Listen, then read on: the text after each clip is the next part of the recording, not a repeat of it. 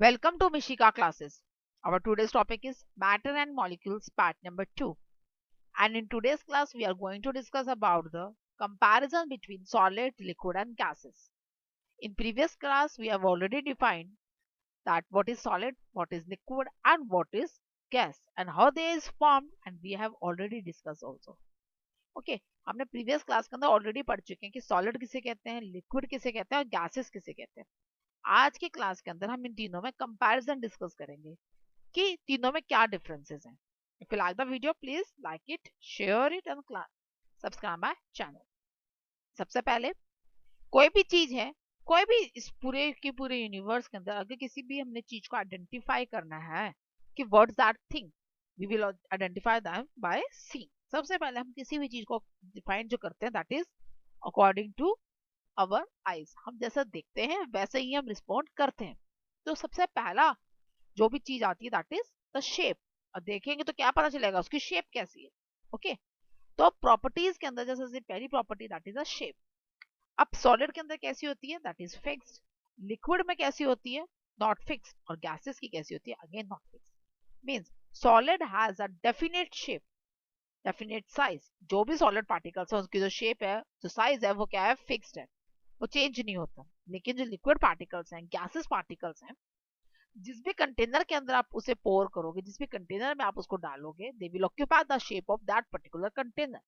वो उसी शेप को ऑक्यूपाई कर लेंगे जिस भी कंटेनर में डाला. सपोज करो मैंने किसी बाउल के अंदर किसी लिक्विड को या किसी गैसेस पार्टिकल को डाल दिया, तो व्हाट विल हैपन, तो क्या होगा, they will occupy the shape of that bowl. वो उसी की शेप को ले लेंगे. ओके, सेम ऐसे ही सॉलिड के अंदर है. सॉलिड को अगर मैं डालूंगी किसी भी उसके अंदर तो दे विल नॉट ऑक्यूपाई, वो उसकी शेप को नहीं लेंगे, वो बाउल की शेप को नहीं लेगा. तो it means it has a fix shape but they don't have a fixed shape. लेकिन उसकी शेप फिक्स नहीं होती. Now the next is the volume. अब बात की जाए वॉल्यूम की, सेकंड प्रॉपर्टी. सॉलिड अगर उसकी शेप फिक्स्ड है तो इट मींस उसका वॉल्यूम भी क्या होगा, फिक्स्ड होगा. Means solid has a definite volume. If any object has fixed shape, then the volume is also fixed. अगर किसी भी ऑब्जेक्ट का जो शेप है वो फिक्स है तो उसका वॉल्यूम भी क्या होगा, फिक्स्ड होगा. But in case of liquid and gases, liquid में क्या होता है, वो पोर तो कर देते हैं तो उनका एक वॉल्यूम तो फिक्स रहेगा कि भी हाँ, अगर मान लो मेरे पास 5 kg मिल्क है तो 5 kg ही मिल्क रहने वाला है, वो चेंज नहीं होगा, वॉल्यूम तो फिक्स रहेगा. बट गैसेस के केस में क्या होगा, वो वॉल्यूम, क्योंकि गैसेस में जो पार्टिकल्स होते हैं बहुत ज्यादा दूर होते हैं, that's why they occupy the volume according to the container. जो वॉल्यूम होता है वो कंटेनर के अकॉर्डिंगली लेते हैं. उसमें जो वॉल्यूम होता है दैट इज नॉट डिफाइंड, वो डेफिनेट नहीं होता, दैट इज इनडेफिनिट. वो फिक्स नहीं होता है, वो चेंज करते रहता है अकॉर्डिंग टू द कंटेनर. अब बात करते हैं फ्लो की. ओके, अब सॉलिड की शेप फिक्स है, उनका वॉल्यूम भी फिक्स है, तो वो फ्रीली मूव तो कर ही नहीं सकते. तो they can not move flow, वो मूव नहीं कर सकते. दे कैन नॉट फ्लो, वो फ्लो नहीं कर सकते. दे कैन नॉट वाइब्रेट, वो वाइब्रेट भी नहीं कर सकते. बट क्योंकि वो जो मॉलिक्यूल्स हैं they are not, the molecules is not loosely packed, वो मूव नहीं कर पा रहे, वाइब्रेशंस नहीं कर पा रहे हैं with in the molecule, that's why. लेकिन लिक्विड के केस में क्या है, वो थोड़े थोड़े लूजली पैक्ड हो जाते हैं, थोड़े थोड़े लूज हो जाते हैं, that's why they can flow. इसी वजह से वो क्या कर पाता है, फ्लो कर पाते हैं, वो वाइब्रेट करते हैं. और गैसेस के केस में क्या है, वो बहुत ज्यादा ही लूज है, that's why they can freely flow. वो फ्रीली जहां उनका मन करता है वहां. उनमें जो लिक्विड के अंदर फिर भी एक डायरेक्शन आ जाती है कि हाँ इस डायरेक्शन में मूव कर रहा है, लेकिन गैसेस के अंदर वो सारी जगह ही स्प्रेड हो जाता है, सारी जगह ही फैल जाता है. अब बात की जाए अट्रैक्शन की. मॉलिक्यूल्स के बीच में जो फोर्स ऑफ अट्रैक्शन होता है वो कैसा होता है, attraction means the forces between the molecules. Intermolecular force कैसा होता है, इंटरमॉलिक्यूलर फोर्स ऑफ अट्रैक्शन कैसा होता है. सॉलिड में शेप फिक्स है तो इसका मतलब तभी वो फिक्स शेप है अगर उनका फोर्स बहुत ज्यादा स्ट्रॉन्ग है. तो means solid has a very strong force of attraction. लेकिन लिक्विड में क्या होता है, लिक्विड के अंदर जो फोर्स ऑफ अट्रैक्शन वो वीक हो जाता है क्योंकि उसकी शेप फिक्स नहीं है. तो यही से पता चल रहा है वो एक दूसरे को बाइंड करके नहीं रख पा रहे, तो वो वीक है. और गैसेस के केस में तो बहुत ज्यादा ही वीक होता है, that is very very weak. अब बात की जाए पार्टिकल्स के बीच में जो स्पेस होता है, between particles how the space is vary. Solid में टाइटली पैक्ड होते हैं हमारे पार्टिकल्स, लिक्विड के केस में that is loosely packed. Liquid के केस में कैसे होते हैं, वो लूजली पैक्ड होते हैं. But in case of gases they are very very loosely packed. Gases के केस में बहुत ज्यादा ही लूजली पैक्ड।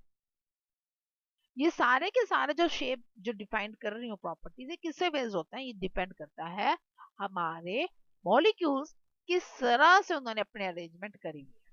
ओके, नाउ बात की जाए एग्जांपल्स की। सॉलिड का एग्जांपल ब्रिक, लिक्विड का जूस और गैसेस का ऑक्सीजन। अब ये वाला जो मैंने क्वेश्चन आपको डिफाइन करवाया है अभी, the comparison between the solid liquid and gas, ये आपसे किसी भी तरीके से पूछा जाए, you can easily attempt. If you are asking about the difference, then you can write in this format. If you are asking about the properties, तो आप जिसकी प्रॉपर्टी आपसे पूछी गई है, पुट दम अकॉर्डिंग टू द, आप एक सेंटेंस की फॉर्म में प्रॉपर्टीज में लिख सकते हो। If you are asking about the definition, then you can write the same properties in the form of paragraph. अगर आपसे डिफाइन की फॉर्म में पूछा जाएगा तो आप क्या करोगे, इन्हीं प्रॉपर्टीज को एक पैराग्राफ की फॉर्म में लिख देना, इट बिकम्स अ डिफाइन, तो वो डेफिनेशन बन जाएगी। अगर आप इसे लाइंस की फॉर्म में लिखोगे, then it becomes the properties of a solid, वो प्रॉपर्टीज बन जाती हैं उस पर्टिकुलर मटेरियल की, सॉलिड की, लिक्विड की या गैस की। अगर कंपैरिजन ने पूछा तो आप इस तरीके से लिख सकते हैं। तो now you can easily attempt the 3 question from by learning single question. आप एक ही क्वेश्चन का आंसर को याद करके आप 3 अलग अलग क्वेश्चंस को याद लिख सकते हैं, एक तो डेफिनेशंस को, दूसरा डिफरेंस को और तीसरा है प्रॉपर्टीज को। नाउ अब बात की जाए वाटर की। वाटर की ही क्यों बात कर रहे हैं, अब आपको पता चलेगा कि मैंने स्पेसिफिकली एक ऐसा पर्टिकुलरली ही एक ऐसा मैटर क्यों चूज किया वाटर की, जिसके बारे में हम डिस्कस करेंगे। सबसे इंपॉर्टेंट चीज जो मैटर के बारे में, जो वाटर के बारे में है, मैटर वाटर के बारे में, वाटर के बारे में क्या है, that water exist in all the 3 forms. Water जो है तीनों ही स्टेट्स में पाया जाता है। वाटर ही एक ऐसा इकलौता ऐसा मैटर है जो तीनों स्टेट्स में मिलता है। Means it is found in solid also, it is found in liquid also and it is also found in gases also. ये सॉलिड में भी मिल जाएगा आपको, लिक्विड में भी मिल जाएगा और गैसेस में भी मिल जाएगा। In case of solid, it is in the form of ice. Solid के केस में किसकी फॉर्म में होता है? ये आइस की फॉर्म में होता है। और लिक्विड के केस में it is in the form of water. Liquid के केस में हम इसको वाटर कहते हैं, और गैसेस के केस में इट इज कॉल्ड स्टीम और इट इज कॉल्ड वेपर। इसे स्टीम भी कह सकते हो एंड इट इज वेपर्स भी कह सकते हो। वेपर्स होते थोड़े वो कूलिंग में होते हैं, स्टीम जो थी बहुत ज्यादा हॉट होती है। जब फ्यूम्स निकल रहे हैं पानी को, जब हम हीट कर रहे हैं, अगर फ्यूम्स बहुत ज्यादा हॉट है, इट बिकम स्टीम, उसे स्टीम कह देंगे। If it is little bit cooler और थोड़े ठंडे हैं, then it is called vapour, तब उसको वेपर कहते हैं। तो ये क्या है, वाटर कैसा कंपाउंड है? वाटर एक ऐसा मॉलिक्यूल है, ऐसा कंपाउंड है, ऐसा मैटर है जो तीनों ही स्टेट्स में मिलता है, सॉलिड में भी, लिक्विड में भी, गैसेस में भी। You can right the examples also. Solid में अगर आपसे एग्जांपल पूछा है तो you can right wise ice, sorry. अगर आप लिक्विड में पूछा है तो वाटर लिख सकते हो, और गैसेस में पूछा है तो यू कैन राइट स्टीम और अ। और तीसरी इंपॉर्टेंट चीज, पहले तो तीनों स्टेट्स में पाई जाती है, तीनों स्टेट्स की एग्जांपल दी मैंने आपको, सेकंड चीज भी कवर होगी। थर्ड थिंग क्या है, they can easily interchangeable from one state to another. वो एक स्टेट से दूसरे स्टेट में इजीली बदल सकते हैं। कैसे? आइस को मैंने जमा दिया, सॉरी वाटर को मैंने जमा दिया तो it becomes ice. If I freeze the water it becomes ice. If I heat the water it becomes vapour. अगर मैंने वाटर को गर्म कर दिया तो वो वेपर्स बन जाएंगे, अगर मैंने वाटर को ठंडा कर दिया तो वो क्या बन जाएगा? आइस बन जाएगा। सेम ऐसे ही, if I am heating the ice, it becomes water, and if I more heat the ice, it becomes steam. अगर मैंने आइस को थोड़ा ठंडा गर्म करा तो वाटर बनता है, ज्यादा गर्म करो तो वेपर से बन जाएंगे। सेम ऐसे ही स्टीम को थोड़ी देर के लिए बाहर छोड़ दो, ऐसे ही कलेक्ट हो जाएंगे उसके ड्रॉपलेट्स, वाटर बन गया। उसको फ्रिज में रख दूंगी, वो आइस बन जाएगा। तो it can easily interchangeable from one state to. इसको हम डिटेल में हम पढ़ेंगे आगे, तो आपको पता चलेगा कि कैसे इजीली कन्वर्ट हो जाता है। आइस से वाटर, वाटर से स्टीम, स्टीम से आइस, ये तीनों ही फॉर्म एक दूसरे से इजीली कनेक्टेड है। आइस से आप डायरेक्टली वाटर भी बना सकते हो, आइस से आप डायरेक्टली स्टीम भी बना सकते हो, ऐसे ही वाटर से आप डायरेक्टली स्टीम भी बना सकते हो, वाटर से आप आइस भी बना सकते हो। मींस तीनों की तीनों जो स्टेट्स है वो इजीली इंटरचेंजेबल फॉर्म में है। Okay, now the next property is physical changes. अब हम बात कर रहे हैं अभी, आइस से वाटर बना दिया, वाटर से आइस बना दिया, ये गैसेस के फॉर्म में कन्वर्ट कर दो, स्टीम या वेपर्स बना दिए, तो हम कैसे रिकॉग्नाइज करते हैं और इससे क्या क्या इफेक्टेड पड़ते हैं? तो दो तरह की प्रॉपर्टीज होती है, दो तरह के चेंजेस लेकर आ सकते हैं हम किसी भी मैटर के अंदर, that is a physical change and the chemical changes. कौन कौन से चेंजेस होते हैं? वो फिजिकल चेंजेस और केमिकल चेंजेस। सबसे पहले हम जिन चेंजेस के बारे में बात करेंगे, that is the physical change. Physical का मतलब क्या होता है? फिजिकल का मतलब होता है जो दिखता है, that is called physical. Physical किसे कहते हैं? जो चीज आपको विजिबल है, the things which is visible to you that is called physical, उसको हम फिजिकल कहते हैं। ओके, तो what the changes, physical changes किसे कहेंगे? The changes which is visible to our eyes that is called the physical changes. वो changes जो हमारे आईज को विजिबल होते हैं उनको फिजिकल चेंजेस कहते हैं। A changes which can be reversed easily or a temporary changes are called the physical changes। जो हमारे फिजिकल चेंजेस होते हैं वो क्या होते हैं? इजीली रिवर्स हो जाते हैं। मीन्स अभी हमने चेंज किया, दोबारा फिर हम चेंज कर सकते हैं, वो टेम्परेरी है। अभी जैसे मैंने आइस का एग्जांपल बताया, आइस को मैंने गर्म किया, वाटर बन गया मेरा, थोड़ी देर उसको ऐसे छोड़ दूंगी, वापस फ्रीज कर दूंगी तो वापस आइस बन जाएगा। तो वो टेम्परेरी चेंजेस है, वो इजीली रिवर्स हो रहे हैं। मीन्स एक फॉर्म से दूसरी फॉर्म में, दूसरी फॉर्म से पहली फॉर्म में, एक फॉर्म से दूसरी में, दूसरी से तीसरी में, तीसरी से अगेन पहली में, तीसरी से अगेन दूसरी में, तो इजीली चेंज कर सकते हैं। That is called physical changes. इसके अंदर कोई भी न्यू सब्सटेंस फॉर्म नहीं होता। मीन्स कोई ऐसी चीज नहीं बनती है जो चीज हमारे पास नहीं है या जो चीज हमें नहीं पता, कोई भी न्यू चीज नहीं बनेगी, जो है जैसी है वैसी ही रहेगी। In physical changes no new substances form, कोई भी नया सब्सटेंस नहीं बनता। इसमें जो चेंजेस आते हैं that is the change of shape, that is the change of size, that is changes in the form of colour. It is that's why it is also called the reversible changes, इसलिए से reversible change भी कहते हैं। या तो shape change हो जाएगी, size change हो जाएगा, या उसका कलर चेंज हो जाएगा, बस इससे ज्यादा कुछ भी नहीं होता। ओके, तो इसी वजह से इसको हम क्या कहते हैं? रिवर्सिबल चेंज भी कहते हैं। ओके, अभी आइस था वो सॉलिड थी, उसको मेल्ट किया तो वाटर बन गया, तो शेप चेंज हो गया, साइज भी चेंज हो गया, और उसमें अब मैं कुछ मिक्स करना चाहूंगी तो मैं इजली कलर ऐड करना चाहता हूँ, I can easily add the colour, तो कलर भी चेंज हो जाएगा, बट इससे ज्यादा कुछ नहीं करेगा। ओके, तो नाउ द एग्जांपल, एग्जांपल की बात की जाए, water on heating steam is found. Water को गर्म किया तो क्या बन गया? स्टीम बन गया। And water on cooling ice is found. Water को ठंडा किया तो क्या बन गया? आइस बन गया। तो this is example of physical change. कोई भी नया सब्सटेंस नहीं बना, बेसिक वाटर ही है, चाहे वो स्टीम है चाहे वो आइस है, बेसिक उसका भी वाटर ही है, बस उसकी शेप चेंज हो चुकी है, उसका साइज चेंज हो चुका है, दैट्स इट। और दोबारा हम उसको रिफॉर्म करना चाहें, दोबारा उसको वही शेप लेकर आना चाहे तो वी कैन इजिली जस्ट उसका रिवर्स करना है। स्टीम को ठंडा करना है, वाटर बन जाएगा, आइस को गर्म करना है, वाटर बन जाएगा। अगेन चेंज करना है तो जस्ट थोड़ा थोड़ा चेंजेस करें तो you can again get our original products. Now the next changes is the chemical changes. अब हम बात करेंगे केमिकल चेंजेस की। अब केमिकली है तो इसका मतलब प्रॉपर्टीज तो चेंज हो जाएगी। केमिकल का मतलब क्या हो गया? जिसकी प्रॉपर्टीज को तुमने चेंज कर दिया, that is called chemical changes. Okay, physical के अंदर ऐसा कुछ नहीं होता, लेकिन केमिकल के अंदर उससे बिल्कुल अपोजिट हो जाता है। ओके, तो जो डेफिनेशन मैंने फिजिकल चेंज और केमिकल चेंज में दी है ना, अगर आप ध्यान से पढ़ोगे तो आपको इजीली याद भी हो जाएगा, क्योंकि मैंने थोड़ा थोड़ा चेंजेस करा, डेफिनेशन दोनों same he almost. A changes which cannot be reversed or permanent changes are called as chemical changes। अब फिजिकल में क्या था? A changes which can be reversed, यहाँ पर नॉट आ जाएगा, और वो टेम्परेरी, टेम्परेरी का अपोजिट क्या होता है? परमानेंट, जस्ट उसका अपोजिट ही होता है केमिकल। जो चेंजेस रिवर्स नहीं हो सकते, जो परमानेंट चेंजेस होते हैं, that is called the chemical changes कहा जाता है। केमिकल चेंजेस कौन से होते हैं? जो परमानेंट चेंजेस होते हैं उन्हें क्या कहा जाता है? Chemical changes. अब बात की जाए इसके अंदर क्या होता है?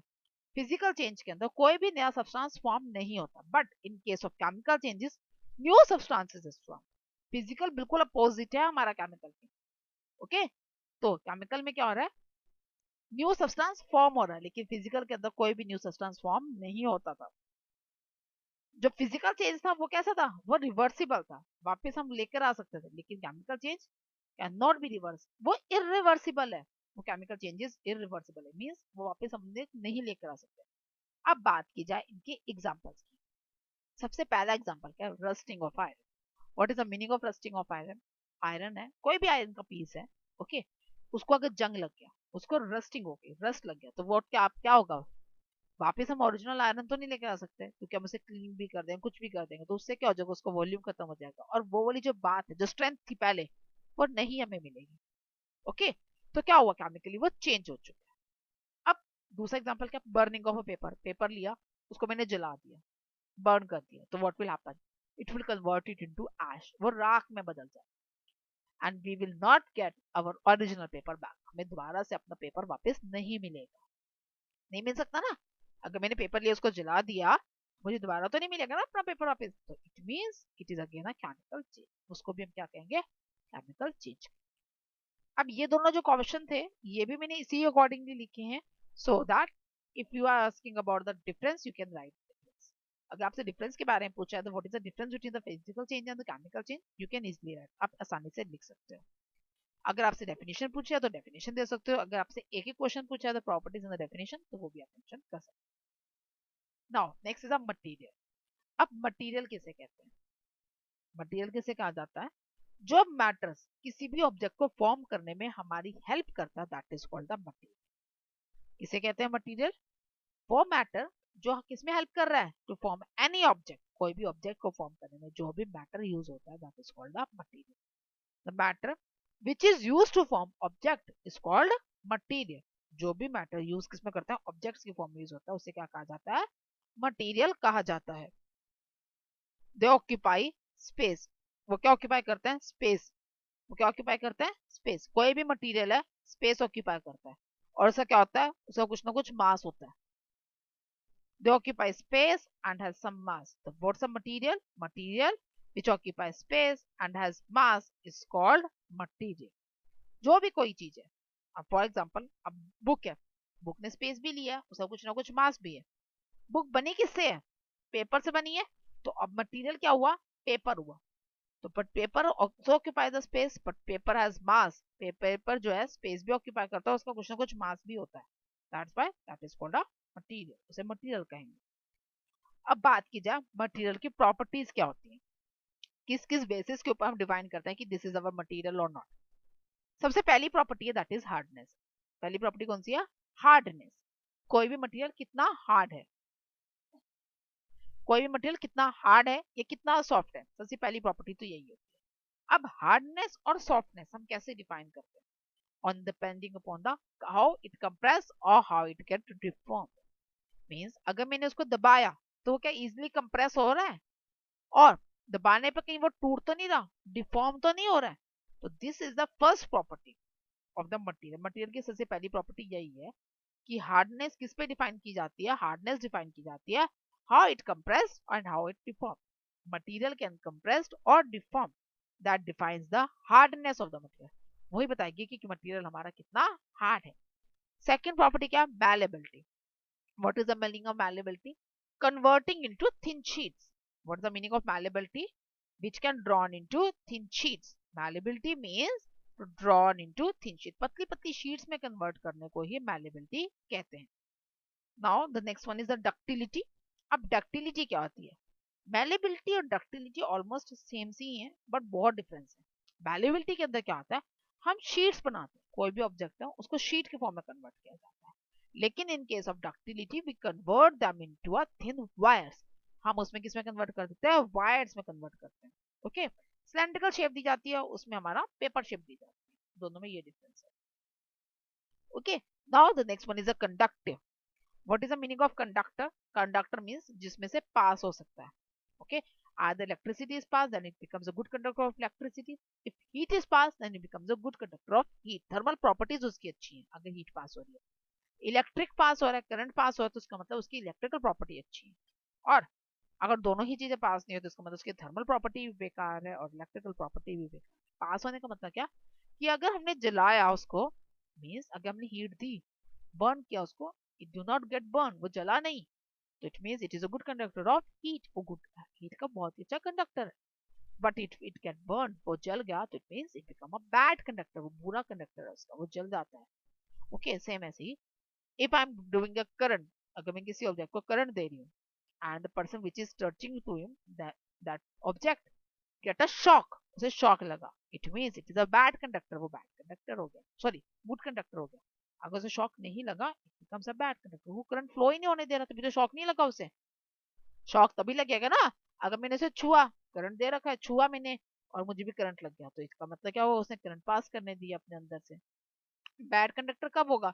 मैंने इसे टच किया और उसे कन्वर्ट नहीं होने दिया, तो मुझे शॉक नहीं लगने दिया, तो क्या बन गया? Bad conductor. For example plastic, plastic को अगर मैं टच कर रही हूँ तो क्या होगा? मुझे शॉक नहीं लगने देगा, तो उसका मतलब बैड कंडक्टर हो गया ना कि इलेक्ट्रिसिटी का। जलाऊंगी तो पिघल जाएगा, अगेन बैड कंडक्टर हो गया हीट का भी। समझ में आ गया? आग, उसको शीट में बदलूंगी तो क्या होगा? मेल्ट होने के बाद उसे पूरी पूरी शेप चिपचिपी सी हो जाएगी। मैलेबिलिटी भी खराब है उसकी तो प्रॉपर्टी। डक्टिलिटी वायर में भी कन्वर्ट नहीं हो सकता। हार्डनेस की बात की जाए, टूट जाएगा, मटेरियल हार्ड नहीं, मतलब मैंने से कुछ हैमरिंग करी, कुछ करी तो वो टूट जाएगा, मेल्ट हो रहा है, डिफॉर्म हो रहा है ना वो, तो उसकी सारी ही प्रॉपर्टीज बेकार हो। अब मैं दूसरी प्रॉपर्टी की बात करती हूँ, I am talking about the iron. मैं आयरन की बात करती हूँ। आयरन कंप्रेस हो सकता है, मशीन्स में डालने पे कंप्रेस होगा, लेकिन टूटेगा नहीं, शीट्स बन जाएंगी उसकी, तो मीन्स मेलेबिलिटी बहुत अच्छी हो गई। वायर्स भी बन सकती हैं उसको, तो थिन डक्टिलिटी भी बहुत अच्छी, क्योंकि इलेक्ट्रिक वायर्स में हम यूज करते हैं ना उसको। ओके, अब बात की जाए, करंट अगर दे रखा है और उसको मैं टच करूँ तो क्या होगा, मुझे भी शॉक लग जाएगा, इसका मतलब गुड कंडक्टर भी हो गया वो।